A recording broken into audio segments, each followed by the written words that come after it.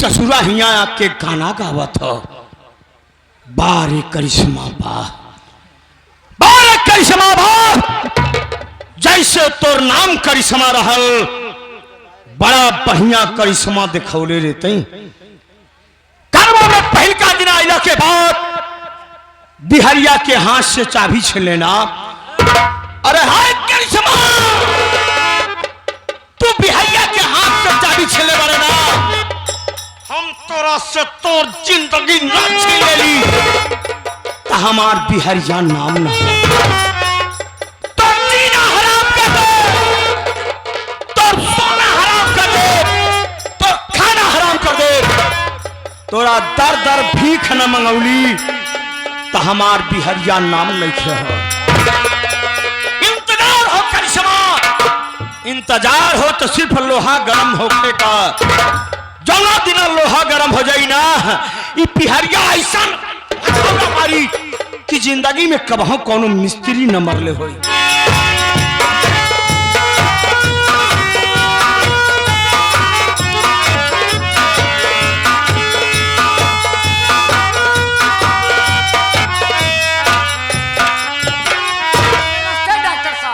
नमस्ते छोटू। डॉक्टर साहब, छोटू भाइयों की भगवान की कृपा से आज और आप लोग की दुआ से आज मैं एक सरकारी डॉक्टर हो गया। छोटू बहुत अच्छी बात है भैया, आप मेहनत करा, परिश्रम करा, आप डॉक्टर बन गया। आज हम पढ़े लिखे हो, इतना सही तक कंपाउंडर हो। पागल, उसे कंपाउंडर कहते हैं। हाँ, जो दवाइयाँ लेकर लाकर देते हैं। हाँ छोटू, छोटू तू मेरे साथ में प्रैक्टिस करे, एक दिन जरूर कंपाउंडर बनेगा। हाँ चलिए ठीक है, मैं जरूर मेहनत करूंगा। छोटू मैं तुमसे बता देना चाहता हूँ, हाँ। जो मेरी छोटी बहन काजल नहीं थी, हाँ जो मामा के घर पढ़ रही थी, जी हाँ, आज वो भी एक सरकारी डॉक्टर हो गई। ये तो बहुत खुशी की बात है डॉक्टर साहब। और उसकी ज्वाइनिंग बॉम्बे शहर में हुई। छोटू बहुत बढ़िया है। एक हफ्ते में मैं भी बॉम्बे चला जाऊंगा। हाँ। और यहाँ की देख रेख तुम करना। अच्छा। मरीजों के साथ कोई लापरवाही नहीं अरे होनी कोई चाहिए। नहीं होगा डॉक्टर साहब, बेफिक्र रहिए आप। और बड़े सर ने फोन किया था, बड़े सर ने मुझे ऑफिस बुलाया है। हाँ, हाँ। मैं उनसे ऑफिस में मिलने जा रहा हूँ, यहाँ की देख रेख करना। ठीक है डॉक्टर साहब।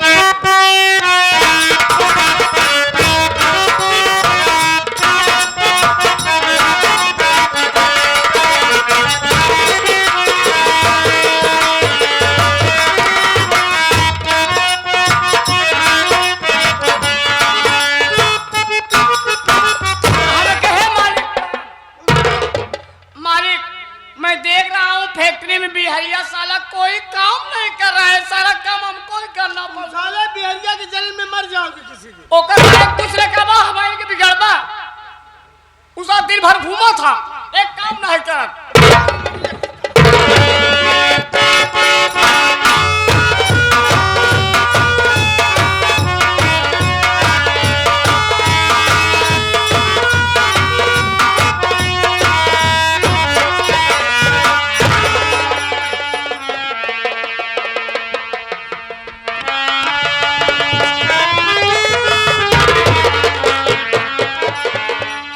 क्या बात हो, आज हमार मालिक बड़ा उदास, बड़ा मन मार के बैठल बानी। लागत हो कि यारी नात रिश्तेदारी से कोनो गलत मैसेज आइल, या फिर फैक्ट्रिया में घाटा लगत हो। लेकिन घाटा भी ना लगत हो, गाड़ी पे गाड़ी तो ससुराल लोड हो खात हो। ओ बुझा गई, लगा थो कि हमरा से कोनो गलती हो गई बिया। ई खातिर हमरा मालिक बड़ा उदास, बड़ा मन मार के बैठल बनी, लेकिन हमरा से कोनो गलती भी ना भइल। अब बात बुझाइल बाबू लोगन, जहाँ 4 गो बर्तन रहा तो खटाखुट कबे करत लागत हो। रतिया में भौजी से कुछ कहा सुनी हो गई ही बिना, लेकिन भौजी से कहा सुनी कैसे हो सका था? भौजी तो घर में लक्ष्मी बन के आइल बा। मालिक का कहा नाम बाकी एक न एक दिन लड़का लोगन के किलकारी हो जाए। चिंता ना करी मालिक, रहुआ काहे चिंता कर ले बनी। पहले लड़कवा हो खेता दा हो, लड़कवा हो जाई ना तुम बड़ा बढ़िया बढ़िया नाम चुनने बड़ी। लड़कवा हो जाई ना तो एगो का नाम टिंकू, एगो का नाम चंदन, एगो का नाम विशाल, एगो का नाम अनुज। हम ज्यादा बोल गई का मालिक? मजाक उड़ा रहे हैं यहाँ? रहुआ के सामने हमारा औकात है का बाबू, हम काहे मजाक उड़ाई। बिहारी बोली। अफसोस की बात यह है की हो कि करिश्मा को आए 10 साल हो गए। हम जाना था नहीं, परसों रहुआ के शादी के साल गिरा हो ना। हाँ, हर साल जैसे मनावल जाला उससे मनाल जाए, लेकिन ये बार एक मीठा और बढ़वा ले बड़े, बर्फी, लड्डू, कटलेस, बालूशाही। बिहारी वो बात नहीं है। की बात हो बाबू? क्या सोचा था क्या हो गया? रहुआ के हम मतलब ना पूछत बानी। बिहारी करिश्मा को इस घर में आए 10 साल हो गए। हाँ हाँ। और 10 साल में करिश्मा से एक भी बच्चा पैदा नहीं हुआ। मेरा सारा सपना बिखर गया। सोचा था बच्चों की किलकारियां गूंजेगी, लेकिन फैक्ट्री से जब घर लौटता हूं तो घर काटने को दौड़ता है। तो कहे का मतलब कि रउआ लइका खातिर परेशान बानिया कि करिश्मा भौजी के 10 साल आयल हो गई बिया और लइका एको गोना भइल। अरे छोरी लइका पैका तो ससुरा हो खतर ही हो, आज ना तक का लइका वा हो खबे करी अपन ला लइका होई त क्यों का लइका का गोद ना। सारी बात छोड़ी मालिक, रउआ एगो बात बताई हमरा के। परसों 12 बजे रउआ का तबीयत खराब भइल रहल, हमन लोगन हॉस्पिटल लेके गए रहनी। डॉक्टर साहब रिपोर्ट में कुछ बतैले कि नहीं बतैले? रिपोर्ट आ गई है, लेकिन वो बात जानने से पहले तुम्हें मुझसे एक वादा करना होगा। आखिर कौन वादा हो मालिक? जो बात मैं तुम्हें बताने जा रहा हूँ वो बात मेरे छोटे भाई मोहन से नहीं कहोगे। आखिर मालिक रुपटिया में निकलल का बिया? यही डॉक्टर साहब ने मुझे बुलाया था। पूरा बतिया खत्म तो हो ही न देता मर्दबा तू। आखिर का बात हो जौन भैया मोहन से छुपावल जाई? बोली। बिहारी डॉक्टर साहब ने मुझे बुलाया था और कहा कि देखो सोहन, तुम्हारी रिपोर्ट आई है की भाई? लेकिन उस रिपोर्ट में यह है कि तुम्हारी एक किडनी डैमेज हो गई है।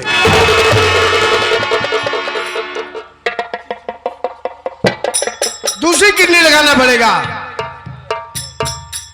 मालिक हमरा एगो किडनी खराब हो गई बा। मालिक बिहारिया इतना दिन चुप रहल, लेकिन अब बिहारिया ना चुप रहे। दावत कहा गए बाबू लोगन कि बिना विचारे जो करे सो पाछे पछताए और काम बिगाड़ो अपनो जग में हो छसाए। पहले कहा एक करिश्मा का आंख भुअर हो, बिल्ली जैसा आंख हो, ई करिश्मा कुलक्षणी हो। अरे सोची मालिक 10 साल बीत गई, 1-2 साल ना बीत गई और फिर ओकरा बात छोड़ी। हाँ, बीमारी रउआ से ससुरी 3 किलोमीटर दूर रख के बात करत। आज एगो किडनी डैमेज हो गई बिया, दूसर का किडनी का का भरोसा। 10 साल बीत गई, करिश्मा के पेट से लइका ना भई। अरे 10 साल बीत गए लइका ना भई, अब का लुआ।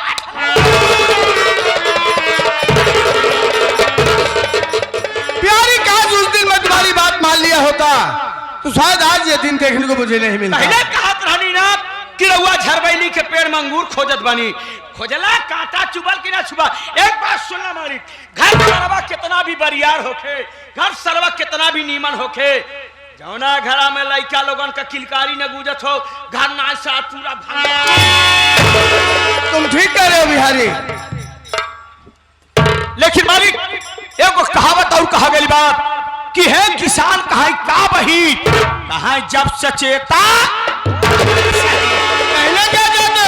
हमार काय के मतलब अब कुछ ना बिगड़ल बा। रउआ हमार बात मान ले बना, एक लइका खातिर परेशान बानी ना, इतना लइका हो जाई, इतना लइका हो जाई ना कि भले सेठ हुआ चड्ढी न पहना पाएगा बाबू। तुम्हारी बात में समझा नहीं। रउआ हमार बात सुनी।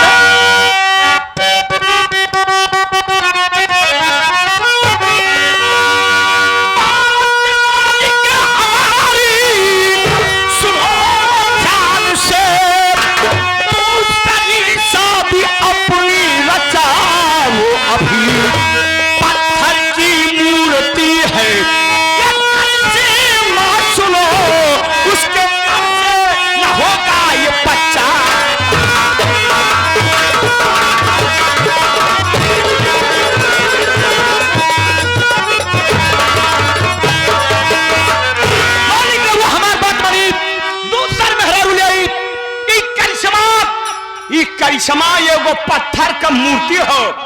अब पत्थर के मूर्ति पे कितना भी जल चढ़ावा जाला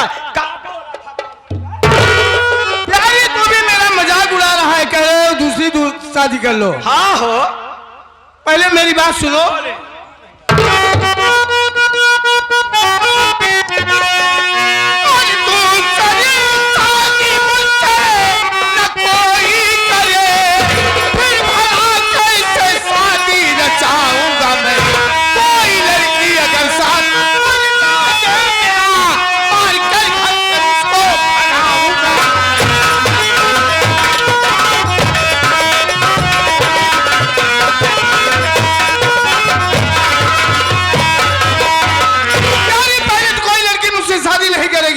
अगर कोई लड़की मेरा साथ देते तो मैं तुमसे वादा करता हूँ कि करिश्मा को मार कर इसी वक्त घर से बाहर कर दूंगा। तरौआ क्या सोचत बनी हमार भी हवन हुई। चुप रहा मर्दबा, जब तलक बिहरिया जिंदा हो मेहरारू का कमी कहाँ हो। पहले हमारा वो बात सुनी तो हम बता दें। बोला बिहारी अपने शादी की चिंता न मालूम करो, सही दुल्हन जल्दी से लाऊंगा मैं। करिश्मा तू सही दुल्हन जल्दी से लाऊंगा।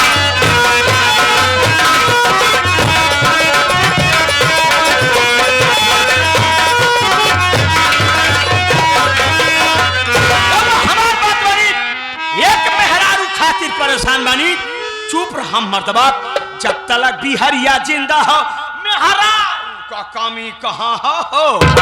एक मेहरारू खातिर परेशान बानी ना, ये हमार वादा हो, हम तोहरा खातिर एक तरक मेहरारू ले आई। एक तरक? हाँ हो, एक तरक मेहरारू ले आई, लाइन लगा के खड़ी करा दे। जवन मेहरारू देखी है नीमन बना, दौड़ के गप के हाथ पकड़ लिया, दूर के लेके भगा दे। अगर ऐसी बात है बिहारी तो मेरी बात सुनो।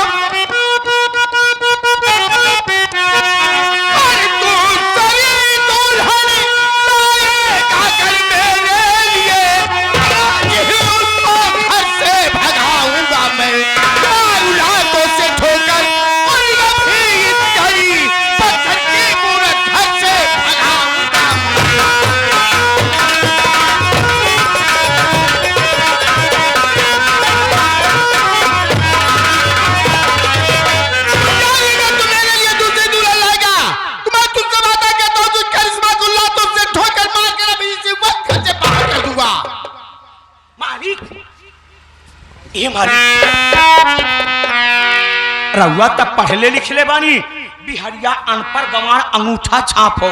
सोची मालिक दिमाग लगाई, जवन लड़की शादी के पहले अपन मतारी बाप भाई बहन छोड़ के आ सका था, वो लड़की का कैडर कौन तरीका मालिक कहा सही का हमका तो लागत हो मालिक ना, ये करिश्मा रउआ के दौलत भी आयल होखे। हो सकता है हमका तो ऐसा लागत हो मालिक, कौनो दिन रउआ के सुबेरे चाय में जहर मिला के पिला दे, रउआ पी ले बा, सारी दौलत लेके अपना भाई के पास चल जाए। ओकर इरादा ही है लागत हो मालिक हमरा। हे मालिक कहा सही कहा गलत हो, रउआ तो पटबे न किए घरवा, रउआ तो फैक्ट्री में बानी काम देखा तानी, हम तो देखत बानी सब कुछ, कहा सही कहा गलत हो। भैया मोहन से ससुरी फुसुर फुसुर बतलात। तुम ठीक कह रहे बिहारी, जब देखो मोहना उसी करिश्मा के चक्कर में हमेशा परेशान रहता है, बार बार बात करता रहता है।